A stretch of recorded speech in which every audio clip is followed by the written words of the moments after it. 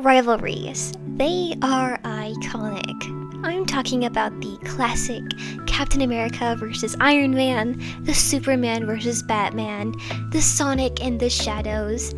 Rivalries are very, very iconic, and within the artist community, there is one rivalry that is very, very well known, and that is the Ibis Paint versus Procreate. Out of the two, which is the better program? And often there is a huge debate over this. Artists are pretty strongly either one or the other, being very biased to either Ibis Paint or Procreate, and very hardcore towards their choice in this. I was a Procreate user for 2 years, but before that I used Ibis Paint for 2 years. So I have experience having used both programs, and I wanted to go back and revisit Ibis Paint to really discover for myself, is Ibis Paint truly better than Procreate, or is there no definitive answer? Come with me as I have done more drawing, some more in-depth thinking about this, and comparing both of the programs. I will note that I have the paid version of both programs, and that is what I'm going to be talking about in this video. I am not using Procreate in this video as I am revisiting Ibis Paint, but I have other videos on my channel that I use Procreate for my main drawing program. Let's go on to my points. Immediately when I opened up Ibis Paint again to start drawing this illustration, the thing that came to mind was canvas sizing. And that is pretty much all of the canvas sizes are a lot smaller on Ibis Paint than they are in Procreate. And essentially, the bigger the canvas, the more pixels, which means the cleaner, the better the quality art. So the fact that already Ibis Paint has smaller canvases does kind of make me question the kind of quality you can actually get out of it. But it's okay, larger canvases do work, it's just that you have to be okay with Ibis Paint running like a little bit slower and maybe not running as smoothly as if you were to have a smaller canvas that would require less power to run it. My second point that I want to talk about is pen pressure. When I used Ibis Paint 2 years ago as my main art program, I didn't really notice this or think about it, and I often would rely on the opacity of my brushes. But then when I switched to Procreate, I really truly realized how nice pressure sensitivity for your brushes was. And as much as Ibis Paint will tell you that they have pen pressure, it really doesn't have good pen pressure. It's really just doing the bare minimum for pen pressure. Like, it doesn't really change the size of your brushes, it kind of just changes the opacity a little bit. And it's just, I could probably fix it in settings if I really tried hard to make it work. But that's just something that should already work on your program, is having pressure sensitivity, which I think Procreate accelerates that, because immediately, without having to change any settings, the Procreate brushes already have a whole lot more pressure sensitivity to them. To preface, if you don't know what pressure sensitivity means, it means that the harder you press on your brush is the more bolder and bigger your lines will be. And the lighter and more gentle you are with your strokes, the smaller and lower opacity your strokes will be. So having the range of having smaller and bigger lines all within the same stroke and not having to change the size of your brush. And within this category, I do think Procreate is the better alternative.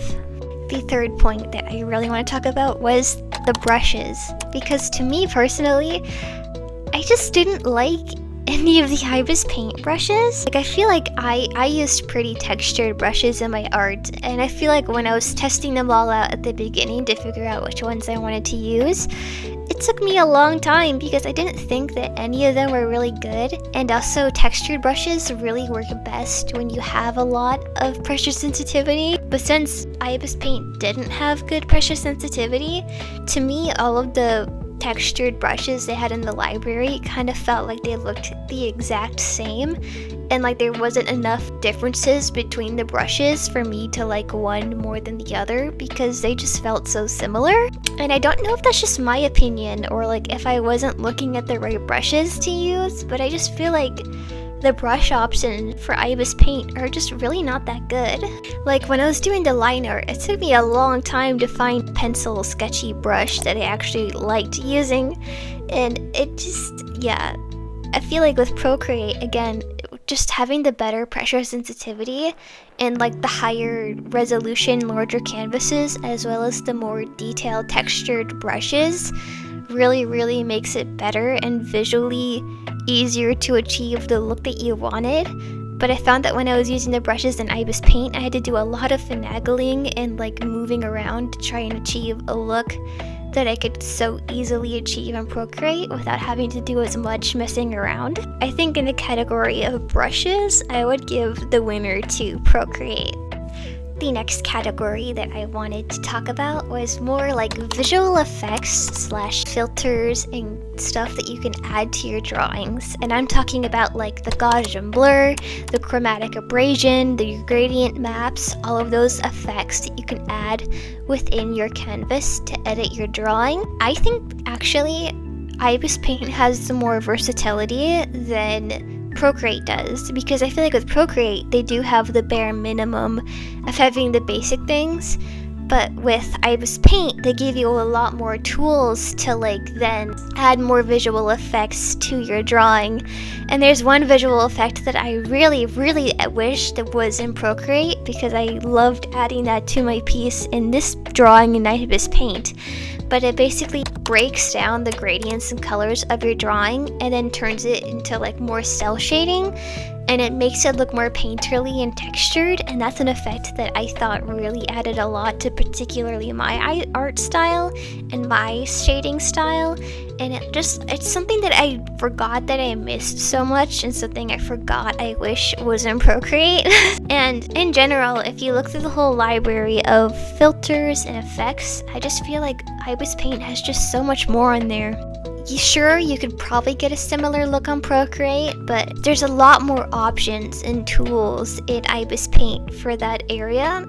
And I think it makes a lot more sense because Procreate is meant to be more illustration based, whereas Ibis Paint is kind of, I assume, to be more comic and webtoon based. So that's a category that I actually think Ibis Paint wins, is adding the effects and filters to your art. And the last category is formatting, or basically the learnability of the two programs.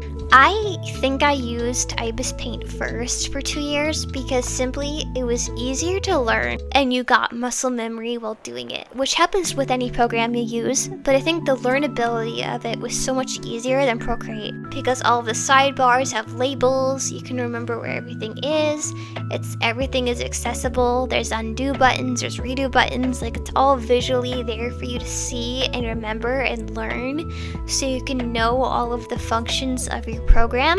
It is easier to learn and to use, and it's more user beginner friendly, but quality wise it's just not the same as Procreate. And I will say that one of my gripes with Procreate is that if you're new to Procreate, you're googling every 3 seconds, where's the undo button, how do I use this, how do I change my layer mode, how I do all of these things, because Procreate doesn't tell you. Like, you just open your app and it's just there and you're like, okay, well, how does any of this work? I have no idea. So it does take a lot longer of a time, I think, to learn how to use Procreate, because so much of it is you're teaching yourself and looking at resources to figure out how to use this program that you're unfamiliar with. Whereas compared to Ibis Paint, you basically have everything labeled for you, everything is shown how to do it, everything is more accessible. And that's the thing, is that one is harder to learn but has better quality, and one is easier to learn but has a lesser quality to it. Again, Ibis Paint is more beginner user friendly, but over time, in the long run, I think learning to use Procreate, because simply it's just higher quality with better illustrations, would do you more favors, because I was in the train of people who used Ibis Paint for so long simply because learning a whole new program seemed intimidating, much less one like Procreate that doesn't tell you how to use it. And lastly, the last category is organization. So I find it interesting that Ibis Paint doesn't allow you to make folders or little subsections of your art, and basically everything is in the order of when you created the canvas. So at the bottom of the page, it's your oldest illustrations, and at the top is your most recent. And there's no way of really changing that, I don't think, unless you pay for like a monthly subscription. Whereas Procreate, you immediately get to organize all your illustrations into different folders. So if I were to make all of my thumbnail for my videos on Procreate, I can make a little folder on my iPad in my Procreate for all of my thumbnails. And for all of my fan art for Ghibli, I can put that in one folder. Or all of the illustrations and assets for my videos can go into one folder. And that's just something that's not in Ibis Paint, at least not for free that I know of. It doesn't help make you organized, and as an artist, you don't want to be scrolling through all of your art to try and find something. And personally, I think that's just very annoying. And I didn't realize how annoying it was until I went from Procreate to Ibis Paint, and I was like, okay, how do people live like this? Because this is annoying. I don't know if other programs like Clip Studio Paint or Paint Tool Sai work this way, but it could just be me being used to Procreate and being able to organize my illustrations and files into different folders.